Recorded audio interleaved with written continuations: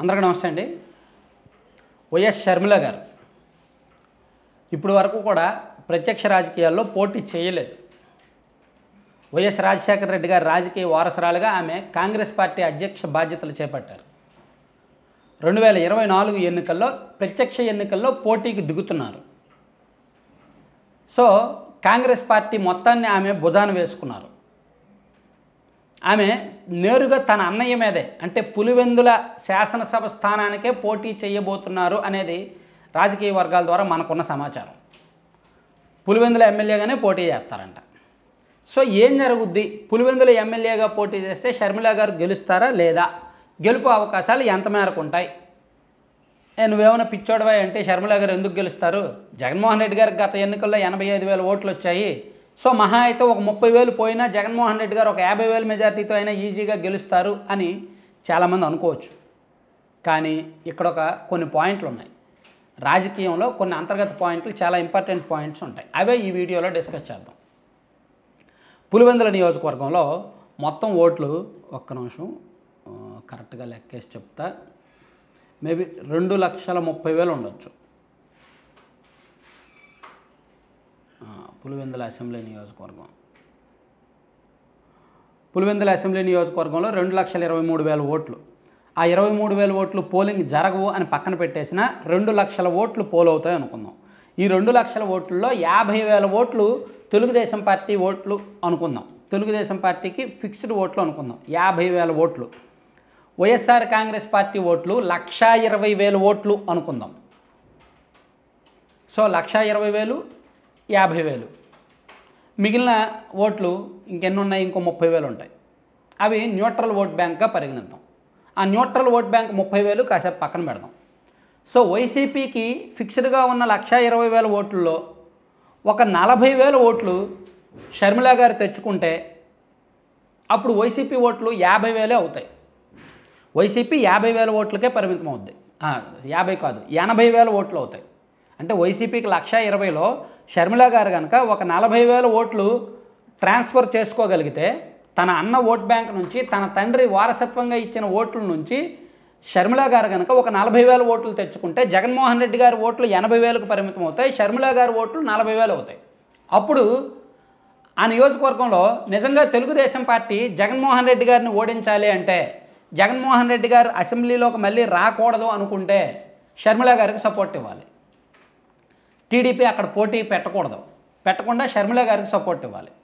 అప్పుడు టీడీపీకి ఉన్న 50,000 ఓట్లు కూడా షర్మిల గారికి పడితే గెలుపు ఈజీ కదా. అంటే ఇది చెప్పుకోవడానికి ఊహాజనితమే, నేను చెప్పేది ఊహాజనితమే, ఊహించే చెప్తున్నా. కానీ జరిగే అవకాశాలు ఉన్నాయి. Telugu Desam party fixed vote bank 50,000, YCP fixed vote bank 1,20,000, neutral vote bank 30,000. Neutral vote బ్యాంక్ను కాసేపు పక్కన పెట్టినా షర్మిల గారు కనుక ఒకవేళ పోటీలోకి దిగితే వైఎస్ ఫ్యామిలీ నుంచి అంటే జగన్మోహన్ రెడ్డి గారి జేబులో ఓట్లు ఒక 40,000 తెచ్చుకుంటే టీడీపీ బేషరతుగా షర్మిల గారికి మద్దతు ఇస్తే 90,000 ఓట్లు షర్మిల గారికి ఉంటాయి, 80,000 ఓట్లు జగన్మోహన్ రెడ్డి గారికి ఉంటాయి. ఎంతో కొంత మెజారిటీతో షర్మిల గారే గెలిచే అవకాశం ఉంటుంది. అది అయితే ఇక్కడ మీ అందరికీ డౌట్ రావచ్చు, షర్మిల గారు కాంగ్రెస్ పార్టీ కదా, మరి టీడీపీ ఎందుకు సపోర్ట్ ఇస్తుంది? టీడీపీ కాంగ్రెస్కి సపోర్ట్ ఇస్తే ఆల్రెడీ తెలంగాణలో ఆ పొత్తు వికటించింది కదా, ఇక్కడ ఎందుకు సపోర్ట్ ఇస్తారు అనే డౌట్ మీకు రావచ్చు. ఇది పొత్తు అని పేరు పెట్టుకోకుండా, పొత్తు అనే వెళ్ళక్కర్లా ప్రజల్లోకి, జగన్మోహన్ రెడ్డి గారి కంటే షర్మిల గారు బెటర్.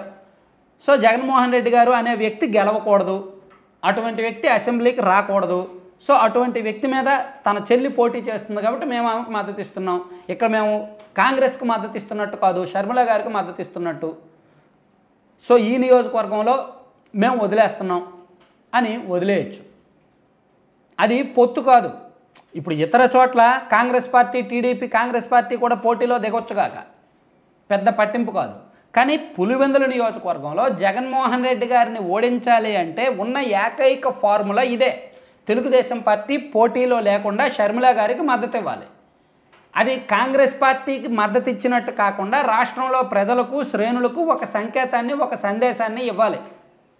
జగన్మోహన్ రెడ్డి గారిని ఓడించాలంటే మనకు తప్పలేదు కాబట్టి మనం ఈ ఒక్క ఎన్నిక వరకు, ఈ ఒక్క నియోజకవర్గం వరకు మనం షర్మిల గారికి మద్దతు ఇస్తున్నాము అని ప్రజలకు చెప్పుకొని కన్విన్స్ చేసుకొని ఈ ఫార్ములా కనుక ప్రయోగించగలిగితే పులివెందుల నియోజకవర్గంలో జగన్మోహన్ రెడ్డి గారికి రిస్క్ ఉంటుంది.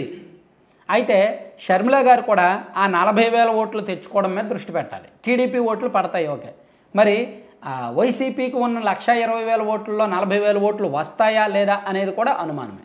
సో దాని మీద షర్మిల గారు ఫోకస్ చేస్తే, దానివైపు రాజకీయం చేస్తే ఆ అవకాశం కూడా ఉంటుంది. ఎందుకంటే పులివెందుల నియోజకవర్గంలో ప్రస్తుతానికి వైఎస్ వివేకానంద రెడ్డి గారి కేసు కొంత ప్రభావితం ఉంది. అలాగే జగన్మోహన్ రెడ్డి గారి పనితీరు కొంత ప్రభావితం చేస్తోంది. సో వైఎస్ వివేకానంద రెడ్డి గారి కేసు ఎలా లేదన్నా ఒక 15 నుంచి 20,000 ఓట్లను ప్రభావితం చేస్తుంది వైఎస్ వివేకానంద రెడ్డి గారి మర్డర్ కేసు. అలాగే వైసీపీ అధికారంలోకి వచ్చిన తర్వాత జగన్మోహన్ రెడ్డి గారు పనితీరు సరిగ్గా లేదు, సో ఈ నియోజకవర్గాన్ని పట్టించుకోలేదు, ఈ నియోజకవర్గ క్యాడర్కు అందుబాటులో లేరు, పైగా ఇక్కడ విభేదాలు వర్గపోరు ఉంది, అభివృద్ధి కూడా పెద్దగా లేదు, రాజశేఖర రెడ్డి గారు వేరు, జగన్మోహన్ రెడ్డి గారు వేరు అని భావిస్తున్న నాయకులు, అసమ్మతి నాయకులు కొంతమంది ఉన్నారు. సో వాళ్ళను కూడా కలుపుకోగలిగితే, అలా వైసీపీకి కొంత మైనస్ చేయగలిగితే కొంత ప్రయోజనం అయితే ఖచ్చితంగా ఉంటుంది. అయితే ఇదంతా కూడా నేను ఒక ఊహాజనితంగా మాత్రమే చెప్తున్నా. ఊహ వేరు, రాజకీయం వేరు. అయితే ఇది జరిగే అవకాశం ఉన్నటువంటి ఊహ, వాస్తవానికి దగ్గరగా ఉన్న ఊహ. సో దీన్ని ప్రాక్టికల్గా నిజం చేస్తారా లేదా అనేది ఆ రెండు పార్టీలను బట్టి ఉంటుంది అన్నమాట.